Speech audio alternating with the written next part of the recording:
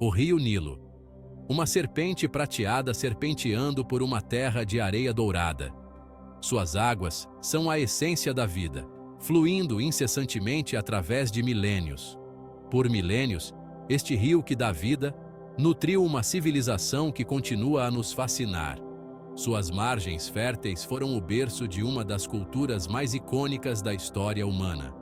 O Antigo Egito, uma terra de faraós e pirâmides, deuses e deusas, nasceu do abraço fértil do Nilo.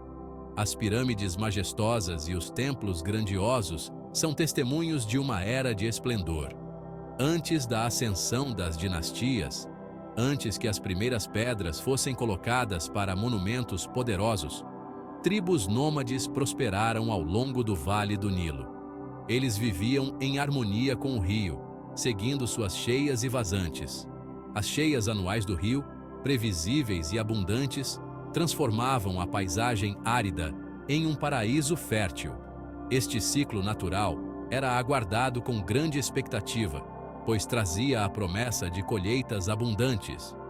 Essa abundância permitiu o cultivo de plantações, a domesticação de animais e a mudança gradual de um modo de vida nômade para um modo de vida estabelecido.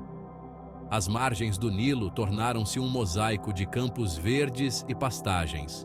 À medida que essas comunidades floresciam, também florescia sua engenhosidade. Eles construíram vilarejos e desenvolveram uma sociedade complexa e organizada. Eles desenvolveram técnicas sofisticadas de irrigação, aproveitando o poder do Nilo para sustentar suas populações crescentes. Canais e diques foram construídos para controlar e direcionar as águas preciosas. O rio tornou-se uma artéria vital para o comércio e a comunicação, conectando comunidades e promovendo o intercâmbio cultural. Barcos carregados de mercadorias navegavam suas águas, levando riquezas e ideias de um lugar a outro. Desses humildes começos, uma grande civilização surgiria. Uma civilização que deixaria um legado duradouro na história da humanidade. O Nilo, com suas águas vivificantes e presença unificadora, lançou as bases para a extraordinária história do Antigo Egito. Ele foi a força vital que uniu um povo e inspirou uma cultura. Foi um presente, uma bênção que permitiu que uma civilização florescesse no coração do deserto. O Nilo, com sua generosidade, transformou o impossível em realidade, criando um oásis de vida e prosperidade. Durante séculos, a terra do Egito foi dividida em duas regiões distintas. Dois reinos, o Alto e o Baixo Egito, existiam como entidades separadas, cada um com seu próprio governante, seus próprios costumes e suas próprias divindades padroeiras. Estes reinos, embora vizinhos, tinham identidades culturais e políticas muito diferentes. O Baixo Egito, abrangendo a região do delta do Nilo, era uma terra de planícies férteis e ricas terras agrícolas. Esta região era conhecida por sua abundância de recursos naturais, que sustentavam uma população próspera e uma economia vibrante. O Alto Egito, estendendo-se para o sul ao longo do Vale do Nilo, era uma terra de penhascos imponentes e extensões de deserto. Apesar de seu terreno mais árido, o Alto Egito também possuía áreas férteis ao longo do rio, onde a agricultura florescia. Por volta de 300 a.C., um governante poderoso emergiu do sul. Este líder visionário viu o potencial de unir as duas terras em um único reino poderoso. Seu nome era Narmer, e ele procurou unir as duas terras sob seu domínio único. Narmer é frequentemente identificado com o lendário Menes, o primeiro faraó do Egito unificado. A vitória de Narmer foi rápida e decisiva, um testemunho de sua destreza militar e brilho estratégico. Ele liderou suas forças com habilidade, superando os obstáculos que se interpunham em seu caminho. Este evento momentous, a unificação do Alto e Baixo Egito, marcou o início do período dinástico inicial e o nascimento de um Estado egípcio unificado. A unificação trouxe estabilidade e prosperidade, permitindo o florescimento de uma das civilizações mais notáveis da história. Como o primeiro faraó de um Egito unificado, Narmer estabeleceu uma nova capital em Mênfis, estrategicamente localizada no nexo do Alto e Baixo Egito. Esta localização central facilitou a administração e o controle das duas regiões. Ele adotou a coroa dupla, a coroa branca do Alto Egito, entrelaçada com a coroa vermelha do Baixo Egito, simbolizando a unidade que ele havia forjado. Esta coroa dupla tornou-se um símbolo duradouro do poder e da autoridade do faraó. O legado de Narmer se estendeu além da unificação política. Lançou as bases para um governo centralizado, uma identidade cultural compartilhada e um senso de unidade nacional que perduraria por milênios.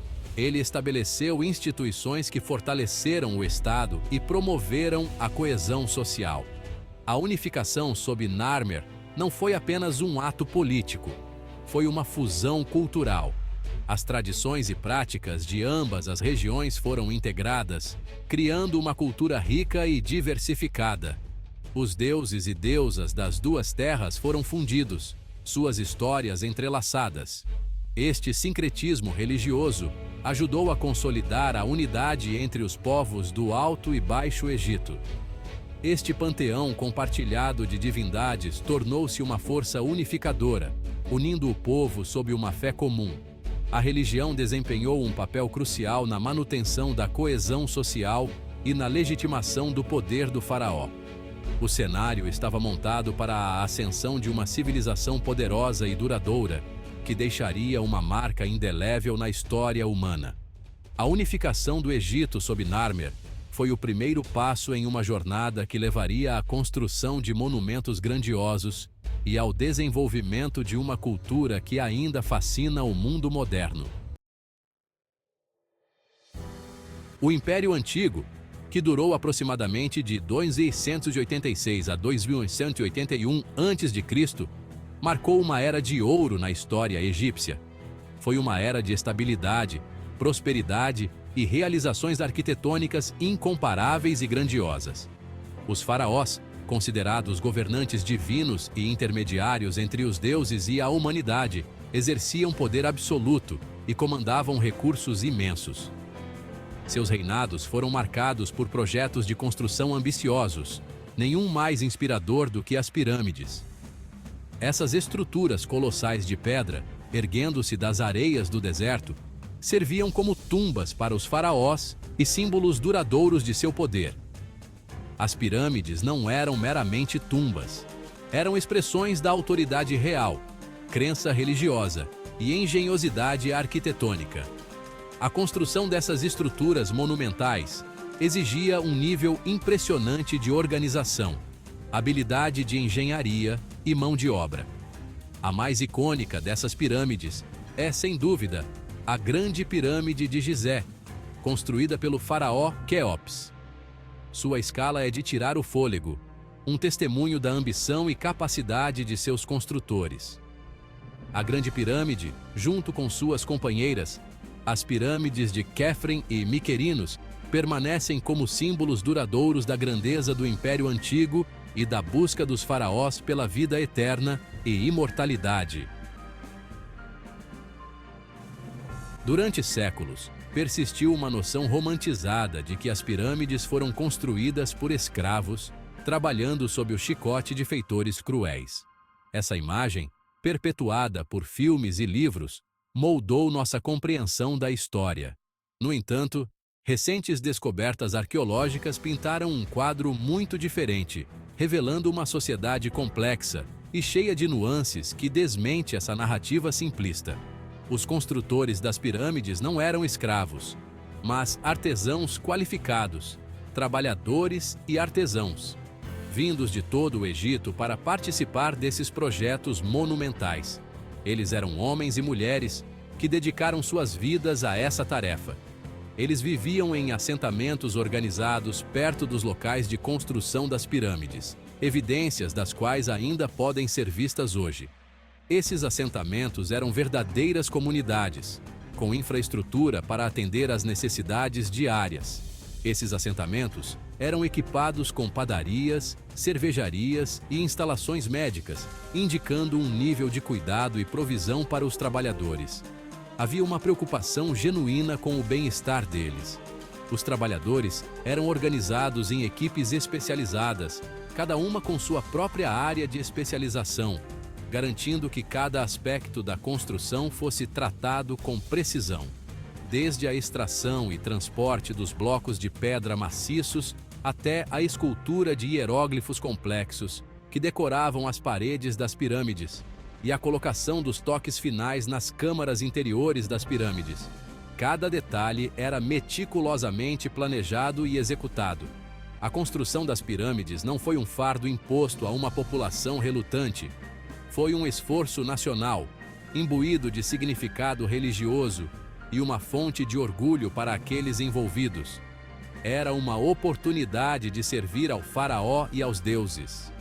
Proporcionou empregos, fomentou um senso de propósito comunitário, unindo pessoas de diferentes regiões e origens, e permitiu que artesãos qualificados demonstrassem seus talentos em grande escala.